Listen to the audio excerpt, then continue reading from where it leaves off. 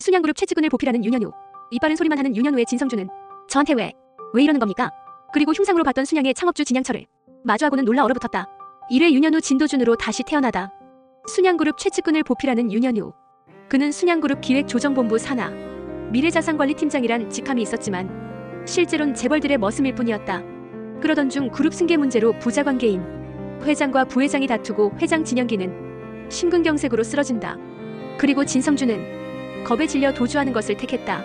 하지만 순양에서 대국민 특별 담화문을 발표하기로 한 상황에 응급수술에 들어간 진영기 대신 부회장인 진성준이 발표를 해야 했고, 그 때문에 윤현우는 모현민의 명을 받아 호텔에 몸을 숨긴 진성준을 제막식에 데려가려 한다. 이빠른 소리만 하는 윤현우의 진성준은 찬물을 들이부으며 조롱했지만 결국 제막식 행사로 이동해 특별 담화문 발표를 끝마쳤다. 윤현우는 내려온 지시를 완벽히 해냈지만 그를 뒤따르는 얘긴 조롱뿐이었다. 손 더럽혀질까봐 싼맛에 쓰고 떼타면 벗어던지는 흰 목장갑. 그것은 고졸 스펙으로 팀장 자리를 꿰찼기 때문이기도 했다. 그럼에도 윤현우는 순양의 일이라면 무조건 충성했다. 압수수색도 막아설 정도로 폐기물을 정리하던 신경민 대리는 이상한 게 있다며 현우에게 페이퍼 컴퍼니 자료를 건네고, 그 때문에 현우는 거액의 순양 자산을 누군가 해외로 빼돌리고 있다는 사실을 알게 된다. 그래서 본부장에게 보고하는데 본부장은 함구하라며 가져온 자료를 파쇄기에 넣어버렸다.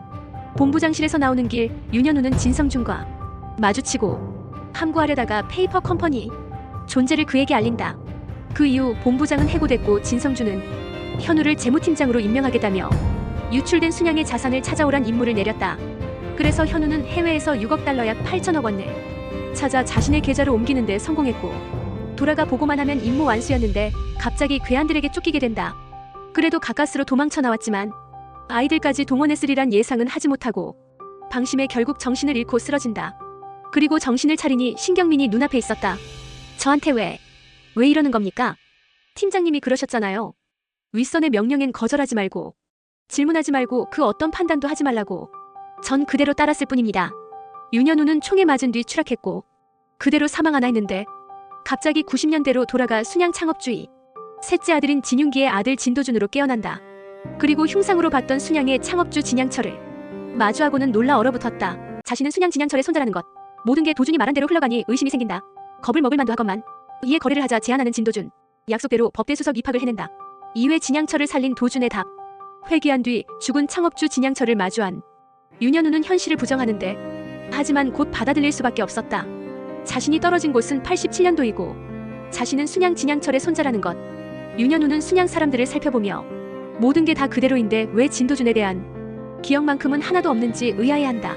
저라면 대선 자금은 노태우 후보에게 되겠다고요. 진양가에서 도준의 아버지는 내처진 자식이었기에 도준 또한 찬밥 신세였는데 그런 와중에도 자신의 존재를 진양철에게 각인시키기 시작한다. 보통 아이들과 다르게 통찰력이 있는 도준의 모습에 진양철은 한 가지 퀴즈를 내는데 고래 싸움에서 새우가 어부지리로 이기는 법이 있냔 퀴즈에 도준은 쉽게 답하지 못했다. 하지만 진양철이 반도체 사업을 염두에 두고 한 질문임을 깨달은 뒤 답을 찾아 연락하는데 바그다드 출장을 떠났다는 진양철. 진양철이 탈 비행기는 사고가 날 비행기였고 그 사실을 안 도준은 비행기가 폭발하기 전까지 3시간 남은 상황에 그를 살릴 방법을 모색한다. 하지만 뾰족한 수가 없었고 진양로 쳐들어가 진양철에게 연락을 하게 해달라 한다. 그래서 퀴즈의 답을 알았다며 전해 들으면 항공편을 변경할 거라 믿는다 전했고, 진양철은 무사히 한국으로 귀국했다. 고래 싸움에서 새우가 어부지리로 이기는 법. 새우 몸집을 키우는 거죠. 고래 싸움에 등이 터지지 않을 만큼 포기하지만 않는다면 시간은 새우 편 아닐까요? 도준의 의견에 따라 노태우의 대선 자금을 지원한 진양철은 반도체 독점권을 따냈고 모든 게 도준이 말한 대로 흘러가니 의심이 생긴다. 니 혹시 미래를 알고 있는 거 아니가? 윽박을 지르는 진양철의 모습에 겁을 먹을 만도 하건만 도준은 무모한 도전을 하는 자신에게 지지와 응원을 해주길 바라는 진양철의 마음을 알고 있었다고 답하며 그의 마음을 샀다. 제가 알고 있었던 건 할아버지의 그 마음입니다. 퀴즈의 정답을 맞춘 도준은 진양철에게 분당 땅 5만 평을 상으로 받았고 원하는 게 한 가지 더 있다 하자 진양철은 이미 상금을 다 치러줬다 한다. 순양가에서 아무도 갖지 못한 걸 제가 가져다 드릴게요. 이에 거래를 하자 제안하는 진도준. 도준은 없는 게 없다는 진양철에게 법대 합격증을 가져다 준다는 조건으로 거래를 제안했다. 호기로운 도준을 믿어보기로 한 진양철은 내처진 셋째 진윤기를 다시 가족으로 받아들였고 도준도 진짜 손자로 받아들여졌다. 시간이 흘러 도주는 약속대로 법대 수석 입학을 해낸다. 상으로 받은 분당 땅이 분당 신도시 개발로 서민영을 본 도주는 신선해했다. 다른 투자자 오세연을 마주치게 되고 논리적으로 답해 오세연의 마음을 사로잡았다. 순양을 막아서는 도준의 의중을 이해할 수 없었다. 3회 협력자 오세연 등장. 눈이 좋은 기가 운이 좋은 기가 5만 평이나 되는 땅을 용돈으로 주신 할아버지 덕분이죠. 누구나 할아버지 손자로 태어날 수 있는 건 아니니까요. 도주는 수석 법대 입학 외에도 어릴 적 상으로 받은 분당 땅이 분당 신도시 개발로 은의 가치가 240억으로 크게 불어난다. 이후 도주는 240억을 모두 달러로 환전했고 그 소식에 진양철은 뭘 하려는 건지 몰라도 이제껏 이루어온 게 도준의 운인지 실력인지 알아보고자 일단 두고 보기로 한다. 도주는 새로운 삶을 사는 과정에서 순양그룹의 압수수색을 나왔던 검사 서민영과도 제외한다. 같은 법대 동기였고 20살에 서민영을 본 도주는 신선해했다. 도주는 입학 전 잠시 남는 시간에 아버지를 따라 뉴욕 필름마켓에 가고 도주는 주목받지 못했던 영화 타이타닉 제작에 투자하면 막대한 흥행 수익을 얻을 수 있을 거라고 아버지를 설득했다. 그 과정에서 다른 투자자 오세연을 마주치게 되고 타이타닉에 $10,000,000를 투자하는 것을 보고 그에게 접근한다. 세계가 주목하는 슈퍼컴퓨터와 체스 챔피언 경기에서 슈퍼컴퓨터를 만든 회사에 투자해야 하나 고민하며 경기를 보고 있던 오세연에게 슈퍼컴퓨터가 이길 거란 결과를 알려주며 자신을 찾아오게 될 거라 했다. 슈퍼컴퓨터의 승리를 예견한 사람은 아무도 없었는데 어떻게 알았냐 묻는 오세연. 진도준은 미래를 알고 한 답이었지만 논리적으로 답해 오세연의 마음을 사로잡았다. 한국에 돌아온 도준은 할아버지에게 인사를 하러 갔다가 양철이 검사 사위가 준 팁으로 한도제철 인수합병에 뛰어든 걸 알게 된다. 한도제철 인수합병 금액으로 진양철이 내어준 건 3,000억으로 장남 진영기의 숙제였고 진영기는 이것으로 자신을 시험하는 것인가 싶어 비서실장에게 아버지의 의중을 물었다. 회장님께선 당신을 닮은 사람에게 순양의 경영권을 승계하고 싶어 하십니다. 장남이라고 무조건 후계자가 될 수 없을 거란 현실에 진영기는 인수합병에 진심으로 임하고자 했는데 외국계 투자회사 파워쉐어즈에서 순양보다 더 큰 금액 5,000억을 제시해 순양에 제동을 건다. 그리고 투자자로 오세연이 모습을 보였는데 진양철은 알고 있었다. 오세연은 장기말일 뿐 장기판의 주인은 따로 있다는 것을. 역시 오세연의 뒤엔 진도준이 있었고 오세연은 순양을 막아서는 도준의 의중을 이해할 수 없었다. 순양의 주인이 되고 싶은 거야? 우연히 2번 겹치면 그게 우연이가. 도준이 투자한 곳은 코다브라라는 곳이라. 진동기가 벌인 짓을 알게 된 진영기는 자신의 운전기사를 맡은 하인석 대리가 당신의 위기, 나의 기회. 사회 장기판의 주인이 도준이가 결국 갖고 싶은 건 순양이다. 순양의 주인이 되고 싶은 거야? 어쩌면 더 크고 간절한 건지도 모르죠. 그래서 지금 난 한도제철이 꼭 필요해요. 한편 진양철은 라이벌인 대형자동차와 신차 레이싱을 펼쳤는데 레이싱 도중 순양의 신차에 문제가 생겼고 먼저 보고를 받은 진영기는 멈추려는 레이싱팀에 진양철이 보고 있으니 끝까지 달리라 압박했다. 결국 그 때문에 순양 신차는 전복 사고가 났고 라이벌 그룹이 지켜보는 가운데 진양철의 자존심에 제대로 스크래치가 난다. 진영기는 뒤늦게 기자들이 기사를 실지 못하게 수습했다며 나타났지만 진양철은 후계자란 놈이 그게 최선이냐며 뺨을 때려 분노를 표출했다. 이후 진양철은 신차 발표회장에 나타나지 않았고 진영기는 진양철 없이 행사를 진행하려 했지만 도준이 그건 안 된다 막아서며 모셔오겠다 한다. 자서전을 외울 수준으로 읽었던 도준은 현 상황에 진양철이 어디 있는지 알고 있었던 것. 도준이 자신을 찾으러 오자 진양철은 도준도 다른 자식들처럼 자신이 순양차를 고집하는 게 돈 많은 노인네의 호사스런 취미생활인 것 같냐고 묻는다. 호사스런 취미라고 생각하지 않습니다. 엔진이라고 생각합니다. 순양자동차. 할아버지께서 여기까지 달려오실 수 있게 동력을 만들어준 엔진이요. 이에 도준은 진양철의 마음에 들어갔다 나온 듯이 말로써 그의 마음을 제대로 흔들었고 진양철이 순양 신차 발표회장에 갈 수 있게 만든다. 진양철은 도준의 멘트가 마음에 들었던지 순양 자동차는 순양의 엔진이라 칭하며 신차 발표회를 무사히 끝마쳤다. 한도제철 인수에 라이벌인 대형도 뛰어들고 진영기는 대형에 뺏긴다면 아버지가 진노할 거라 걱정하는 가운데 인수 금액이 계속 치솟는다. 우연히 2번 겹치면 그게 우연이가. 진양철은 갑자기 한도제철 인수 전에 뛰어든 파워쉐어즈를 조사하며 그 뒤에 도준이 있단 의심을 하게 된다. 도준이 자신의 아버지를 따라간 그곳도 뉴욕이고 파워쉐어즈 회사도 뉴욕에 있으니 그래서 도준에게 의미심장한 경고를 날렸다. 내가 위에 이 자리까지 왔는 줄 아나? 내한테 반기든 위인은 용서한 적이 없다. 극이 내 피를 나눈 형제, 자식이라 해도. 진양철은 같은 호텔을 들락거리는 진도준과 오세연의 관계를 알아내기 위해 도청장치까지 동원하고 투자 관련해서 대화를 나누는 둘의 모습에 오세연을 따로 불러들인다. 결국 이 장기판의 주인이 도준이가. 그리고 단도직입적으로 한도제철 인수에 돈을 댄 게 도준이냐고 묻는데 오세연은 도준이 투자한 곳은 코다브라라는 곳이라 알리며 진양철의 의심을 잠재웠다. 대형그룹에 돈을 댄 게 순양가 아닙니까? 그리고 다른 비밀을 터뜨린다. 대형이 인수전에 뛰어들 수 있게 자금을 댄 게 둘째 진동기였다는 걸, 한도제철 인수전이 형제들 싸움이 된 걸 알게 되었지만 그 싸움에서 이기는 건 연기 몫이라며 진양철은 따로 개입하지 않았다. 진동기가 벌인 짓을 알게 된 진영기는 무리수를 둬 인수자금 7,500억을 마련했고 결국엔 한도제철을 인수해냈다. 그 덕에 아버지의 신임을 얻게 됐지만 막대한 부채까지 떠안게 된다. 이 모든 것은 진도준이 짠판이었다. 자신의 운전기사를 맡은 하인석 대리가 진동기의 사람이란 걸 알았기에 그가 진영기를 방해하도록 은근슬쩍 정보를 흘렸고 진양철이 설치한 도청장치 또한 미리 알았기에 오세영과 짜고 의심에서 벗어날 수 있었던 것. 그리고 연달아 기쁜 소식이 들려온다. 도준이 투자한 코다브라가 AMAGOM으로 주식 상장을 하며 투자금이 900%로 불어났고 이는 다가올 IMF 경제위기에 도준이 힘이 되어줄 크나큰 자산이었다. 이제 시작이다. 당신의 위기, 나의 기회. 이 재난 사태를 예견하고 미리 준비해온 사람. 그 모습을 뉴스로 보게 된 엄마는 자동차 회사에 지분을 들이죠. 아진자동차를 인수하는 데 성공했고 엄마의 장례식이 진행되는 목격하고 얼어붙는다. 5회 IMF 경제위기를 기회로 잡은 진도준. 1997년 말 갑자기 터진 IMF 경제위기. IMF로부터 돈을 빌리는 대신 국가는 재벌 개혁의 일환으로 구조조정을 해야 했고 그 때문에 기업들도 살아남을 궁리를 해야 했다. 이 재난 사태를 예견하고 미리 준비해온 사람은 대한민국에서 오직 나 하나뿐이다. 오세연은 달러를 많이 벌어들인 도준에게 IMF가 터질 걸 미리 알고 있었던 거 아니냐 하는데 도준은 외환 보유액에 비해 외환 부채가 증가한 것을 보면 국가 경제에 빨간불이 켜진 것이라 분석해 의심을 피했다. 다음으로 도준은 IMF에서 살아남지 못한 아진자동차를 인수할 계획이라 밝힌다. 오세연은 대출 이자만 30%라며 반대하지만 도진의 뜻은 확고했다. 그리고 진양철 또한 아진자동차 인수에 눈독을 들이고 있었다. 아진자동차 인수는 선택이 아니다. 생존이다. 생존. 하지만 곧 위기에 직면한다. 앞서 진영기가 한도제철을 인수하는데 7,500억 원을 썼기에 사내 유보금도 바닥나고 땅도 담보 잡혀 팔 땅조차 없는 상황. 아진자동차를 인수할 금액이 없었다. 파워시어즈에서 독립해 차린 미라클로 오세연은 아진자동차 인수 전에 먼저 뛰어들고 고용승계 회장의 경영권을 보장하겠다는 조건으로 회장의 마음을 샀다. 하지만 진양철이 현성일보 딸과 손자 진성준을 맺어주려 하면서 언론의 힘을 이용한다. 외국계 기업인 미라클이 아진자동차를 인수하면 국부 유출이 우려된다며 인수에 제동을 건 것.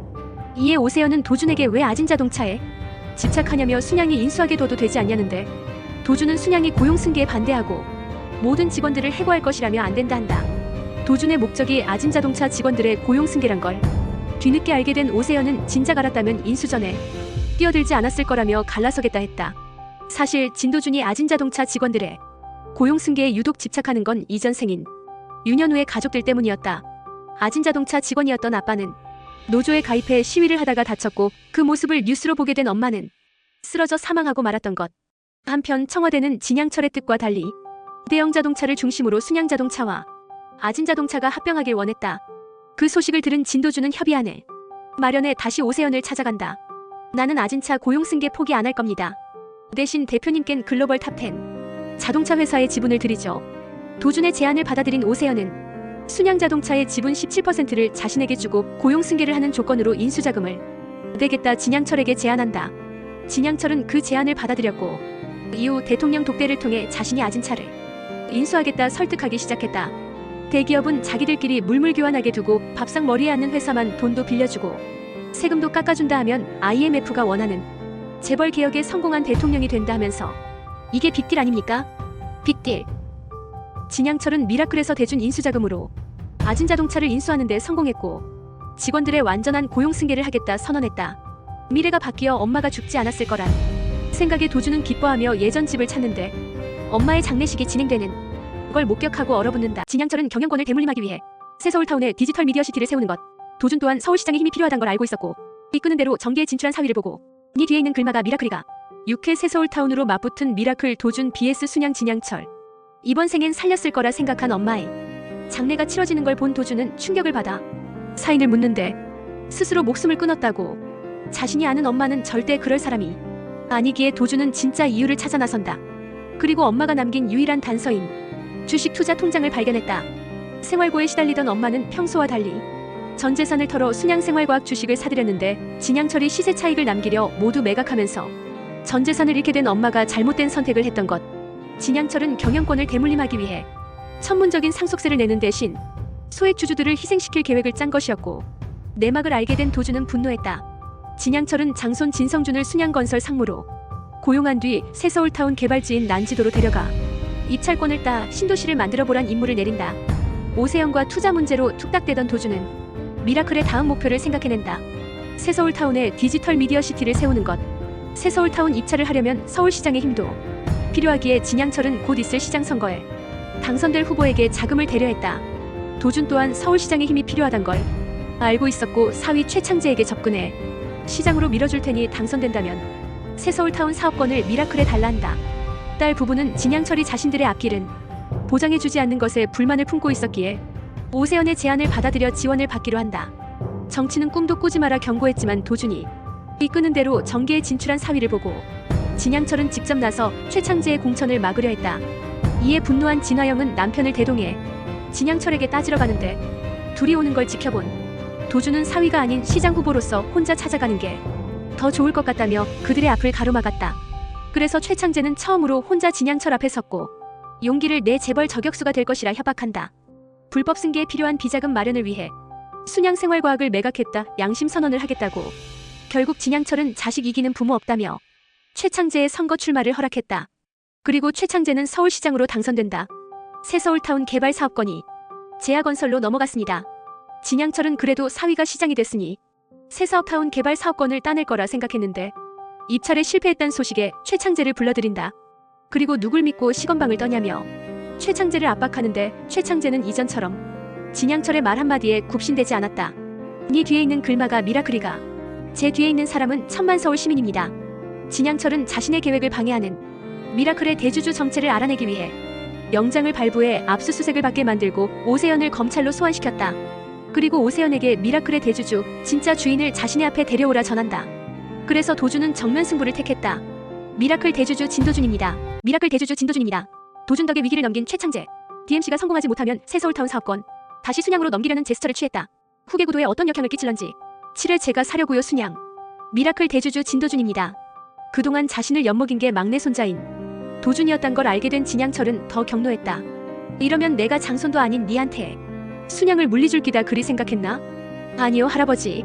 제가 사려고요 순양. 그 시각 진성준은 미라클의 대주주가 도준인 걸 안모 현민에게 이유도 모른 채 까였다.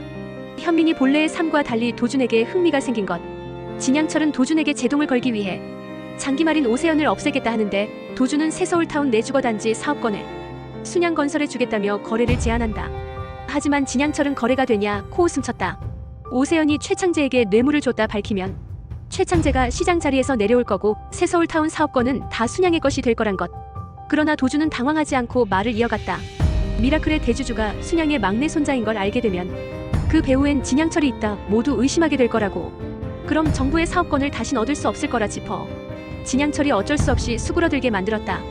도준 덕에 위기를 넘긴 최창재는 고마움을 표했지만 언제든 진양철이 자신을 끌어내리려 할 거라며 두려워하는데 도준은 신경 안정제 겸 그가 청와대까지 갈 수 있다 바람을 넣었고 최창재는 더 큰 욕망으로 눈이 번뜩였다. 진양철 회장, 당신이 자식들한테 순양을 상속하는 일은 없을 겁니다. 당신들 그 대단한 가족사랑 덕분에 난 사랑하는 가족을 잃었으니까. 진양철은 도준의 아빠를 따로 찾아가 경고하며 다른 자식들에게도 도준의 집안은 여기까지란 인식을 심어줬고 최창재가 도준을 쉽게 배신할 수 있는 상황을 만든다. 그리고 장손 진성준에게 힘을 실어주며 서력전을 해보라 한다. 이후 진양철은 새서울타운 상암 DMC 사업 입주에 제동을 걸기 시작했고 도준은 시작도 전에 DMC 디지털 미디어 시티 사업을 진행하지 못할 상황에 놓인다. 그리고 최 시장은 기다렸단 듯 DMC가 성공하지 못하면 새서울타운 사업권을 다시 순양으로 넘기려는 제스처를 취했다. 이에 도준은 광고주에게 많은 영향을 받는 방송국들 외에 e스포츠 관련 방송에 눈을 돌린다. 그리고 업체를 찾는 중에 채널 4개와 현성일보가 DMC에 입주하겠다며 모현민이 자신의 파트너가 되어달란 달콤한 제안을 건넸다. 순양을 갖기 전에 먼저 내 주인이 되겠다는 얘기로 들리는데요. 당신의 제안을 거절합니다. 모현민 씨, 나는 당신의 을로 살 생각이 전혀 없으니까. 도준에게 흥미를 보였던 현민은 거절당하자 결국 자신을 기다리는 진성준에게로 돌아간다. 그리고 빠르게 결혼 날짜도 잡았다.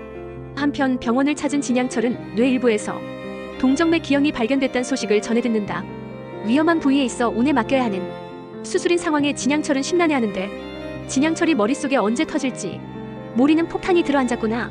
진양철의 병증은 또 순양에 후계 구도에 어떤 역향을 끼칠런지 도주는 어떤 묘수를 생각하는 건지 DMC의 모든 입주가 완료되었다는 연락을. 오늘부로 우리 순양의 장자승계 원칙은 없다. 진화영은 미끼를 물어 30억을 투자했다. 시위를 벗어난 화살이 주저없이 달려가 8회 순양의 장자승계 원칙 무너졌다. 병원에서 뇌 상태가 안 좋다는 말을 들은 진양철은 생각이 깊어진다. 도주는 어떤 묘수를 생각하는 건지. 진양철이 경고장이 아닌 긁지 않는 복권을 준 것이라며 주영일 회장을 찾는다. 그리고 진양철의 라이벌인 그에게 업계 1위가 되려면 대형 물류를 매각할 때가 아니라 살 때라고 설득했다. 이후 뒤늦게 진성준의 결혼식에 참석했고 진성준은 식이 끝난 후 연락을 받는다. DMC의 모든 입주가 완료되었다는 연락을. 결혼식의 늦은 이유입니다. 계약 절차를 다 마무리해야 해서요. DMC 사업권을 순양그룹에 넘기는 일은 없을 거예요.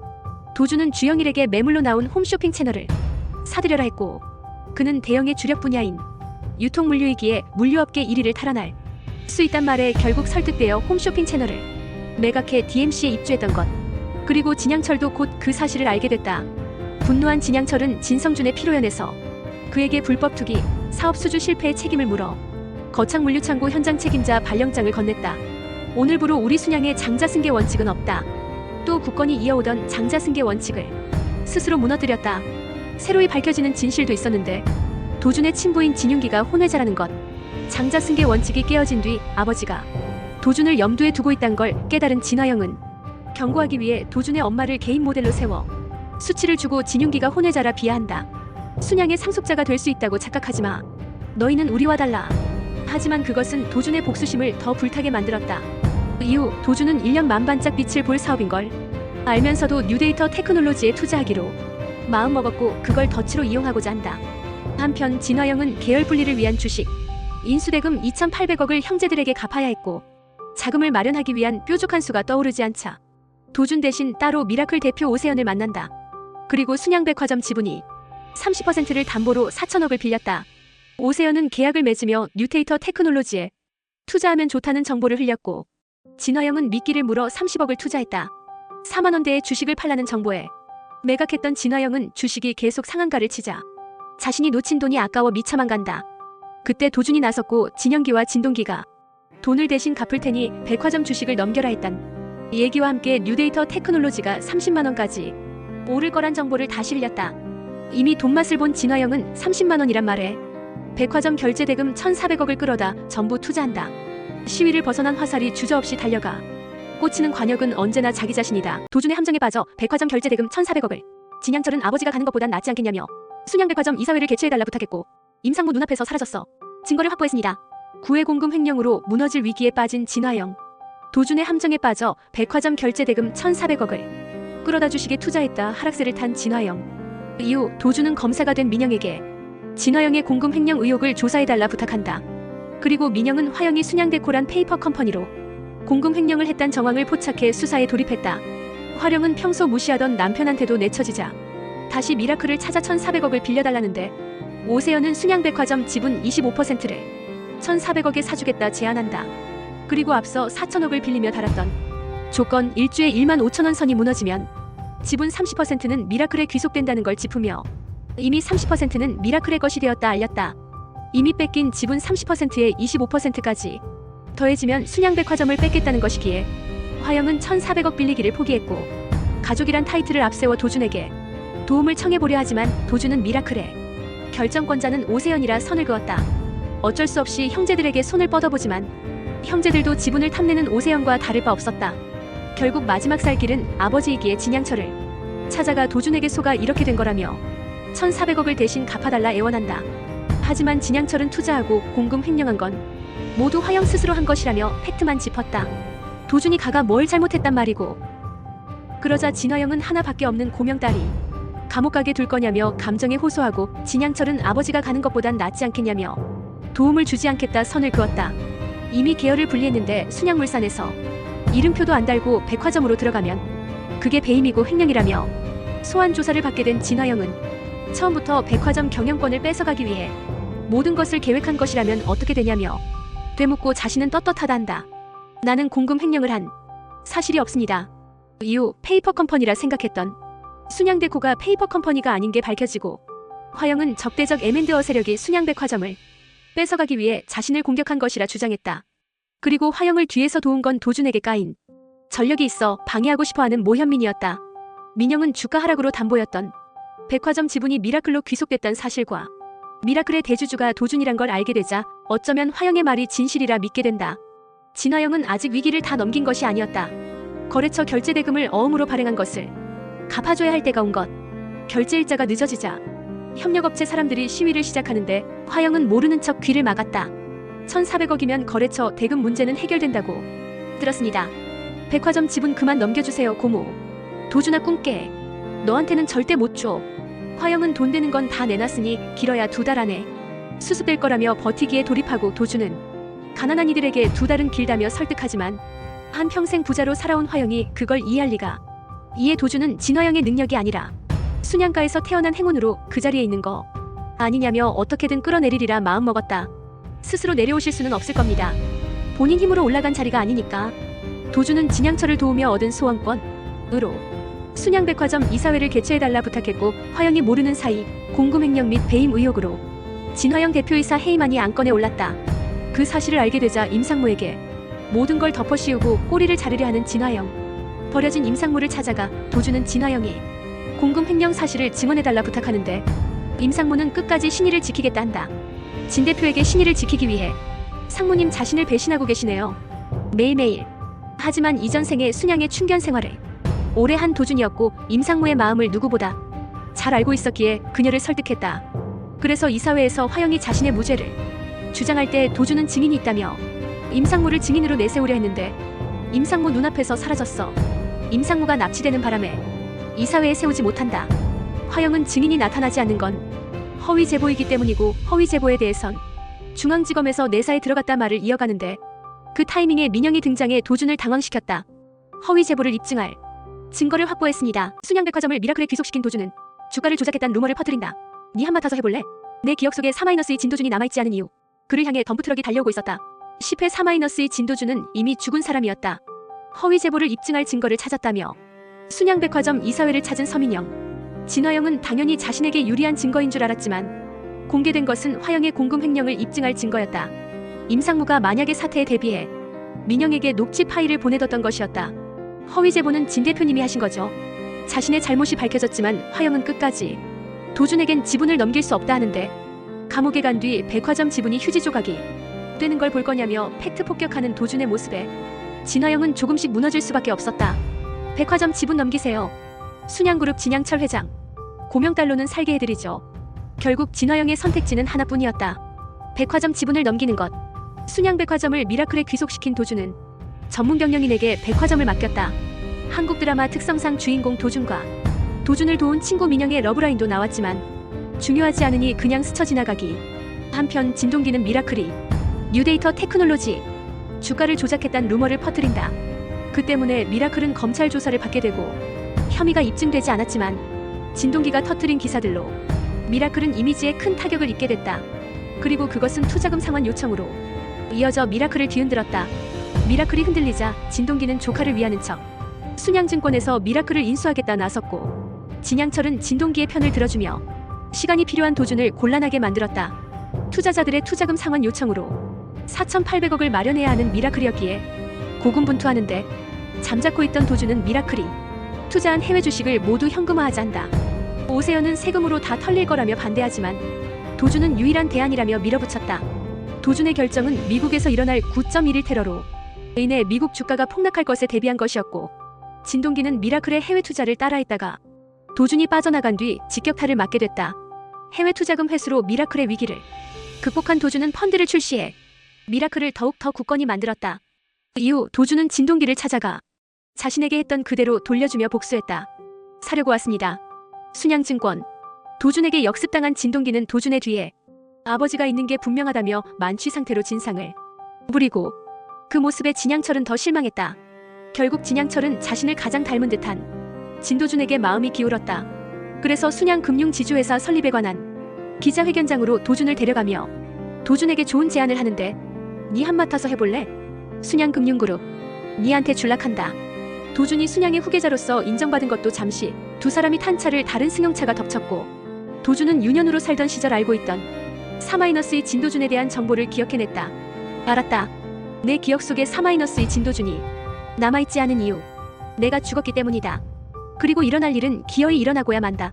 도준은 치명상을 면한 줄 알았지만 그를 향해 덤프트럭이 달려오고 있었다. 의문의 연쇄추돌 사고를 당했고 유년후 누군가 꾸며낸 사고임을 알게 되었고 아무도 믿지 말고 배우일 수도 있다. 진양철에게 보고하는데 갑작스레 악화되며 이상 증세를 보이기 시작한다. 11회 교통사고 배우 진성준이었다. 어렵사리 진양철에게 능력을 인정받고 좋은 기회를 얻은 도준이었지만 의문의 연쇄추돌 사고를 당했고 유년후의 삶에서 알고 있던 4-의 진도준의 기억을 떠올리게 된다. 이후 도준을 한 차례 더 덮친 덤프트럭 차주는 사망했고 진양철과 진도준은 응급수술에 들어갔다. 그리고 담당이가 진양철이 코마 상태에 빠졌다 알리며 면회가 불가하다 전하는데 그렇다면 상태가 더 심각해야 할 도준이었지만 도준의 상태는 생각보다 양호했다. 사실 덤프트럭이 도준을 덮치기 전 도준이 운전기사를 맡았던 하인석 대리가 그 사이를 차로 끼어들어 막으며 충격을 최소화시켰고 대신 다치면서까지 도준을 지켜줬던 것. 그리고 진양철 또한 무사했다. 사고 이후 두 사람은 단순 교통사고가 아니라 누군가 꾸며낸 사고임을 알게 되었고 진양철이 자신을 코마 상태에 빠졌다 속인 건 사고의 배우를 찾아 나서기 위함이었다. 아직 배우를 밝히기 전이었지만 진양철은 3남매를 의심했고 금융지주회사 설립을 무산시키는 놈이 배우라며 이사회에 등장해 모두를 놀라게 만들겠다 마음먹는다. 몸 조심해리. 아무도 믿지 말고. 비밀 수사에 들어간 진양철 쪽 사람들은 도박빚에 시달리던 화물트럭 운전기사를 이용해 교통사고를 꾸미는 과정에서 자금 추적이 어려운 고미술품을 이용했단 걸 알아낸다. 그 고미술품은 모현민의 갤러리에서 있던 것이었고 그 그림을 가져간 건 진성준이었다. 배우는 진성준이었던 것. 알아낸 것을 토대로 도준은 진성준이 배우일 수도 있다 진양철에게 보고하는데 내를 죽일락 하는 게 누구라고. 내 무섭다. 진양철은 지병이었던 뇌동맥 기형이 갑작스레 악화되며 이상 증세를 보이기 시작한 무조건 이사회에 가겠다는 진양철. 신뢰를 하는 등 다시 이상 증세를 보이지만 자신의 뜻대로 진양철을 이용하려 마음먹는다. 네가 감히 순양을 탐내지만 않았어도 12회 진양철 사고 배후 따로 있었다. 이피록의 두 얼굴 떠올리며 묘수를 생각해낸 듯 보였다. 진양철이 이상 증세를 보이자 도준은 주치의를 만나러 가는데 주치의는 주의력과 인지력 저하, 망상이나 행동 조절 장애가 발생하는 선망 증세로 전반적인 뇌기능이 저하된 것이라 한다. 지병인 뇌동정맥 기형의 가장 치명적인 게 물리적인 외부 충격인데 교통사고의 여파로 미량의 뇌출혈이 발생해 선망 증세가 나타났던 것. 곧 이사회를 앞둔 상황이었기에 도준은 진양철의 상태를 걱정하는데 아무렇지 않은 듯 이사들은 자신의 말만 듣는다며 무조건 이사회에 가겠다는 진양철. 이사회를 가신다고요? 밤 9시에요? 그런 차림으로요? 하지만 도준은 진양철에게 현재 상태가 정상이 아님을 일깨워줬다. 그래도 자신은 진양철이라며 진양철은 현실을 받아들이지 않는데 도준은 이사회에서 선망 증세가 나타난다면 금융지주회사가 문제가 아니라 순양그룹의 경영권도 내려놓게 될 거라며 진양철의 흥분을 잠재웠다. 금융지주회사 설립 이사회에서 표결로 절대 이길 수 없다는 걸 안도준은 진성준과의 정면 돌파를 택한다. 할아버지는 교통사고가 아니라 살인교사 사건임을 알고 몸을 숨긴 채 덫을 놓은 거라며 할아버지는 이사들을 앞세워 금융지주회사 설립을 무산시키는 사람 중에 진범이 있을 거라 생각한다는 정보를 흘렸다. 그 때문에 위기를 느낀 진성준은 금융지주회사 설립에 찬성표를 던졌고 그가 매수한 이사들 또한 성준의 뜻을 따라 금융지주회사 설립은 통과됐다. 이후 금융지주회사를 맡을 초대사장을 뽑는데 후보는 도준과 진양철이 들러리로 세운 비서실장으로 도준의 선출이 유력했었다. 하지만 진성준이 자신의 아버지 진영기를 후보로 추천하며 판을 뒤집는다. 지금 할아버지 진양철 회장이라고 할 수 있을까? 그 온전치 못한 정신으로 순양의 경영권에 맡겨도 된다고 생각하니 넌? 진성준은 도준의 의지대로 움직이는 듯했지만 진양철의 상태가 좋지 않음을 알고 있었던 것. 진성준의 개입으로 상황이 불리하게 흘러가나 했지만 진양철이 이사회의 모습을 드러내 도준에게 힘을 실어주며 결국 도준이 사장으로 뽑힌다. 진양철은 자신의 상태가 더 악화될 수 있음에도 주치의에게 부탁해 약을 써두 시간을 벌었고 이사회에서 자신의 강건함을 내어보였던 것. 하지만 그 강건함은 오래가지 못했다. 가족들 앞에서 잠시 버텨낸 뒤 돌아서 바지에 실례를 하는 등 다시 이상 증세를 보이지만 도준은 그 사실을 숨기려 커버쳐줬다. 한편 진양철의 지시로 살인교사범을 추적해가던 실장은 거래에 이용된 고미술품이 위작이었다는 사실을 알아낸다. 즉 모현민의 갤러리가 소장한 작품은 진품이었기에 진성준이 진범은 아니었고 진범은 진양철의 아내 이피록이었단 게 밝혀졌다. 내를 참말로 죽이려고 한 짓이가 환갑이 내일 모레인 자식들이 윤기내 보자. 병풍 서는 꼴을 내가 어떻게 봐요. 사실을 알게 된 진양철은 이피록을 추궁하고 그러자 이피록은 그간 혼외자인 윤기를 차별 없이 대하는 척했지만 사실 자신이 자식들이 더 소중했단 속내를 드러냈다. 사실이 드러나자 이피록은 지난 세월 자신이 고생한 것을 봐서라도 용서해달라 비는데 갑자기 선망 증세가 나타나며 이피록도 진양철의 상태를 알게 된다. 그 후 급히 퇴원수속을 밟았고 자신의 뜻대로 진양철을 이용하려 마음먹는다. 이피록은 진양철을 정심지에 가둬두고 친자식들만 모아 남편의 상태를 알리려 했는데 도준이 이피록이 위작을 거래한 명함을 가족들 몰래 건네자 일단 진실을 덮는다.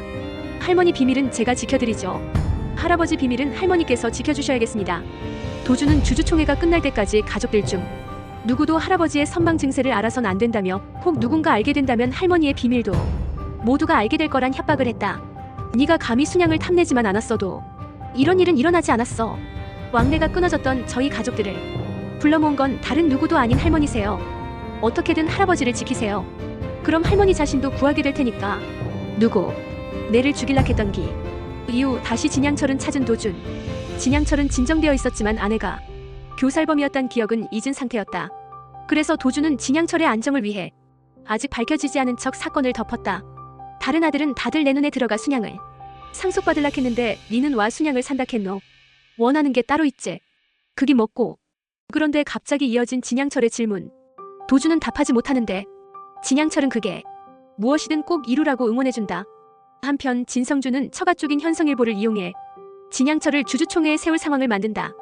그 때문에 이빨 빠진 호랑이가 된 진양철에게 또 위기가 닥치는데 그 상황을 알고 고민하던 도준은 2002 월드컵을 떠올리며 묘수를 생각해낸 듯 보였다. 순양차가 공격받자 크게 낙담하는데 이후 진양철은 사망했고 이피록의 지분이 중요했기에 어머니를 탓하며 가만히 있지 않겠다 한다. 그 증거를 도준이 가지고 있다 밝혔다. 13회 진양철 사망 후 밝혀진 상속 유언장 진도준은 없었다. 진양철은 경영자질 논란과 함께 순양차가 공격받자 크게 낙담하는데 도준은 순양이 신차 아폴로의 권한을 자신에게 위임한다면 누구도 욕하지 못하게 만들겠다 한다. 그 후 도준은 신차 아폴로 프로모션에 2002 월드컵을 이용했다. 4강까지 진출한다는 결과를 알고 있는 도준이었기에 월드컵과 함께하는 프로모션은 성공적일 수밖에 없었다. 우리 집 그 많은 아들 중에 내를 생각하는 기는 도준이뿐이다. 그리고 자신을 위해 고군분투하는 도준을 본 진양철은 유언장을 손보겠다 한다. 월드컵이 시작되고 승리할 때마다 아폴로도 승리와 기쁨을 함께했고 최단기간 최다 판매 기록으로 기네스북에도 등재되는 쾌거를 이뤄냈다. 좋은 소식을 진양철에게 알리러 간 도준. 하지만 도준이 도착하기 전 진양철은 쓰러졌고 자리에서 쉽게 일어나지 못했다. 진양철이 쓰러지자 미리 유언장이 공개됐는데 병원에서 다시 수정된 유언장에선 가족들에게 조금씩 지분이 상속됐지만 예상외로 도준에겐 아무것도 상속되지 않았다.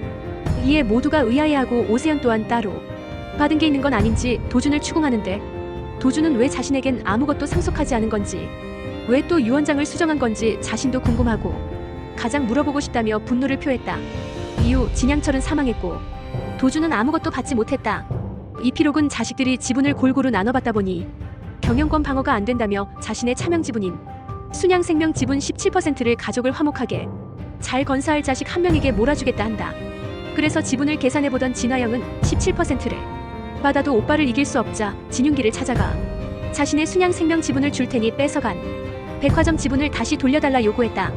이에 윤기는 도준을 찾아 진양철이 인지능력 상실 상태에서 작성한 유언장은 무효 처분 받을 수 있다며 병실 CCTV를 공개하고 유류분 반환 청구 소송을 해 지주사 지분을 더 가져오자고 한다. 자신은 혼외자라 자격이 안 돼 꿈조차 못 꿨지만 도준은 아버지가 인정했으니 다르다며 하지만 도준은 할아버지의 치부를 공개하길 원치 않는다며 CCTV를 삭제해달라 요청했다.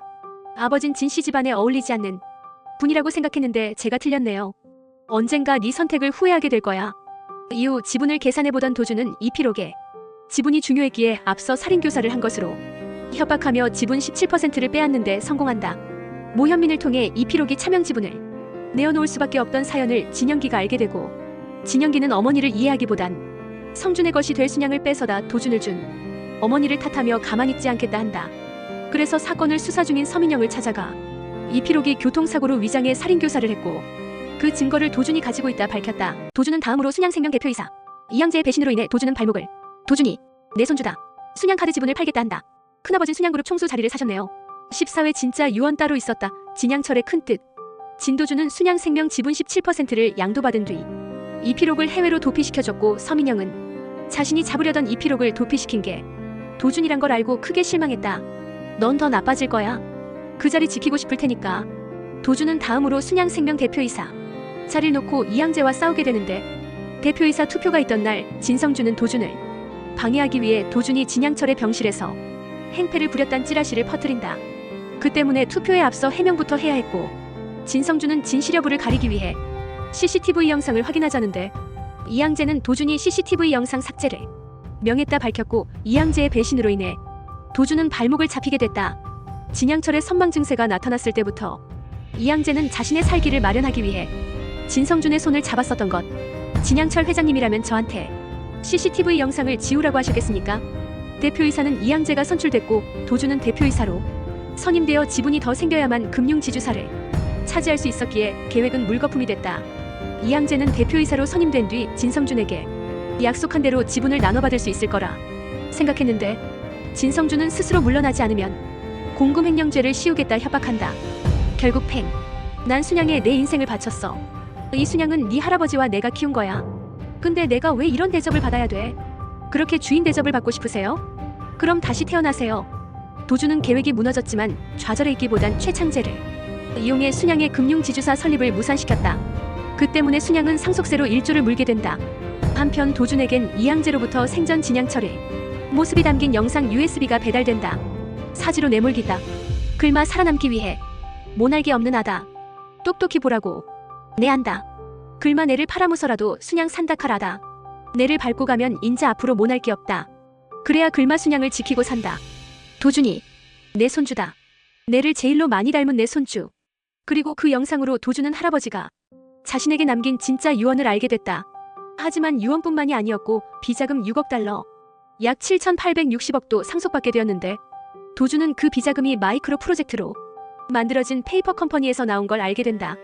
그 비자금은 도준이 유년으로 살던 시절 해외로 찾으러 갔던 거액의 순양 자산이었다. 진양철의 진짜 유언과 비자금을 전한 이양재는 진양철이 자신의 뒤를 이을 순양의 후계자에게 주려고 증여세, 상속세도 물지 않을 완벽한 비자금을 만든 것이라 알렸고 도준은 진양철이 사망한 지금 왜 비자금을 자신에게 제대로 전해주는지 의아해했지만 버려진 이양재의 복수심 때문이었다. 진동기는 힘을 키우기 위해 도준이 가진 순양카드 지분을 사들이려 하고 곧 카드 대란이 일어날 걸 알고 있는 도준은 그를 위하는 척 순양카드 지분을 팔겠다 한다. 그리고 진영기 부자에게도 자신의 지분을 진동기에게 팔 거란 정보를 넘겨 형제 싸움을 부추겼다. 형제 싸움으로 인해 순양카드 지분가는 2배가 됐고 1조 6천억으로 금액이 커지자 진동기는 담보로 순양물산 지분 2%를 걸게 됐다. 이후 카드 대란이 터지고 마음이 급해진 진동기는 급히 현금 서비스를 중단시킨다. 그 때문에 순양카드의 주가는 하락했고 카드채 상환으로 돈을 마련하지 않으면 부도가 날 위기에 처한다. 그래서 부도를 막기 위해서 4천억이 필요하다며 진영기에게 도움을 청하는데 진영기는 물산 지분 2%가 도준에게 담보로 잡혀있다는 얘기에 더 솔깃해한다. 담보 얘기를 들은 진영기는 도준을 찾아 아직 남은 카드사 지분 매각 대금 8천억을 자신이 대신 지급하겠다는데 도준은 진영기가 원하는 건 담보로 받은 물산 지분이니 2배인 1조 6천억을 달라 한다. 그룹의 총수가 되기 위해선 물산 지분이 중요했기에 진영기는 그 제안을 받아들였다. 1조 6천억이면 꽤 도움이 될 텐데요. 순양카드를 정상화하는데 이 돈으로 큰아버진 순양그룹 총수 자리를 사셨네요. 카드 대란으로 카드사가 흔들리고 불법 대선 자금을 전달했다는 정보를 흘렸고 취임식을 앞둔 순양그룹의 차기 회장이 됐다. 예외가 없는 법칙이었다. 그리고 날 죽인 사람은 나였다. 15회 나를 죽인 사람은 나였다. 카드 대란으로 카드사가 흔들리고 도준은 개인 워크아웃 제도를 보장하면 순양카드와 대형카드를 모두 인수하고 부실 채권까지 부담하겠다 나서 채권단의 마음을 샀다. 순양물산 지분 인수를 진행하던 진영기는 진양철 회장 일주기에서 순양그룹 회장 승계 절차를 공식화하기로 계획한다. 하지만 그 전에 나타난 도준은 누군가 순양카드를 인수하고 채무를 모두 상환했다 알렸고 그러면서 순양카드가 부도나면 얻기로 했던 물산 지분 2%는 없는 지분이 되어버린다. 진영기는 1조 6천억을 날리고 동생 진동기와 갈라서며 얻은 것이 지하로 진성준에게 배신당한 이양재는 순양물산의 차명 지분들을 꽤 갖고 있었는데 도준을 세주인으로 인정하며 지분들을 넘겼고 도준은 자신이 진씨 형제들을 통해 벌어들인 돈으로 지분값을 대신했다. 순양물산 최대 주주가 바로 접니다. 그리고 진영기가 기대하는 순간 제대로 뒤통수를 친다. 대선 후 법무부 장관 자리를 꿰찬 최창재는 불법 대선자금 수사를 맡게 된다. 그러자 진동기는 최창재에게 도준이 불법 대선자금을 전달했다는 정보를 흘렸고 그 때문에 도준은 긴급 체포되어 조사를 받게 됐다.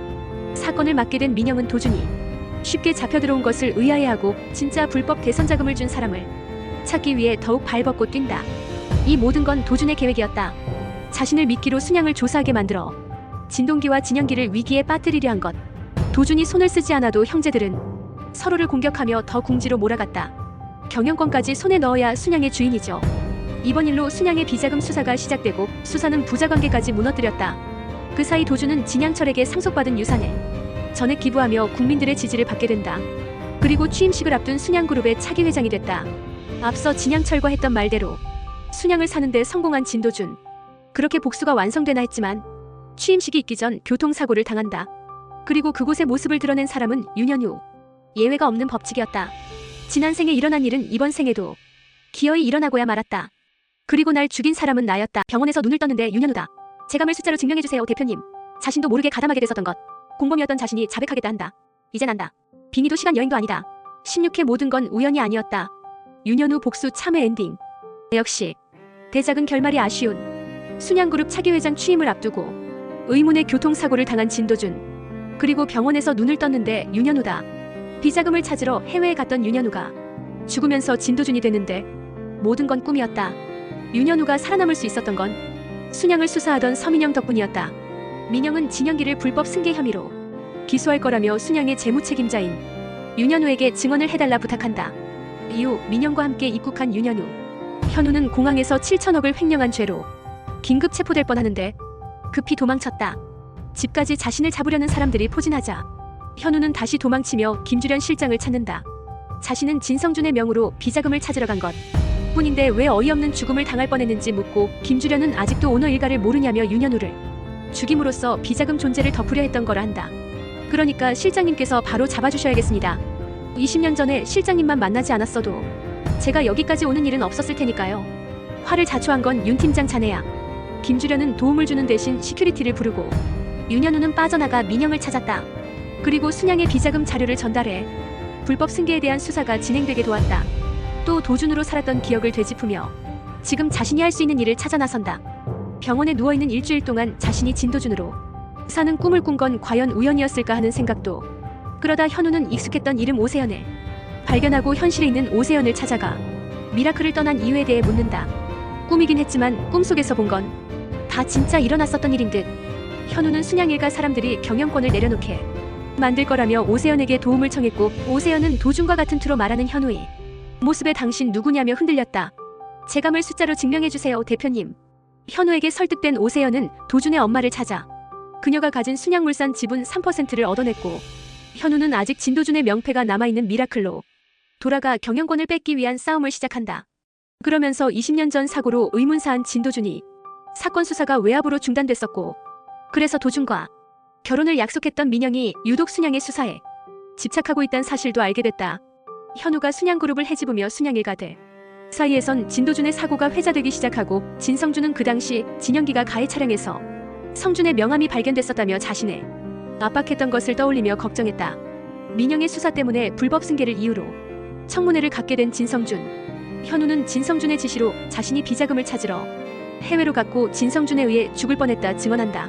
하지만 그걸 증명해줄 국정원 요원들이 순양에 매수됐고 현우의 증언은 신빙성을 잃었다. 이후 윤현우가 꿈을 꾸게 된 이유가 밝혀진다. 20년 전 진도준이 사고로 위장한 죽임을 당하는데 자신도 모르게 가담하게 됐었던 것. 자신은 지시를 따랐을 뿐인데 살인사건에 가담하게 된 걸 알고 놀라 신고하려 했었지만 김주련 실장이 사건을 덮는다면 순양에 자리를 만들어주겠다 유혹해 넘어갔었던 것.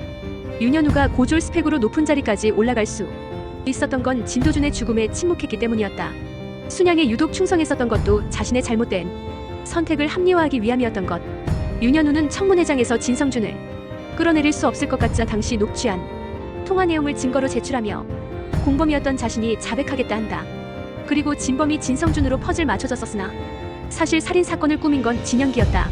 빼박 증거로 더 이상 물러날 곳이 없던 진성준은 결국 무너졌고 오너 일가가 뒷선으로 물러나며 순양의 경영권은 전문 경영인이 맡게 된다. 결국 윤현우는 지분 하나 없이도 순양 일가의 행동을 예측해 복수에 성공했다. 이젠 안다. 빙의도 시간 여행도 아니다. 그건 참회였다. 진도준에 대한 참회, 그리고 나 윤현우에 대한 참회. 이 영상이 즐거우셨다면 구독과 좋아요로 다음 소식을 놓치지 마세요.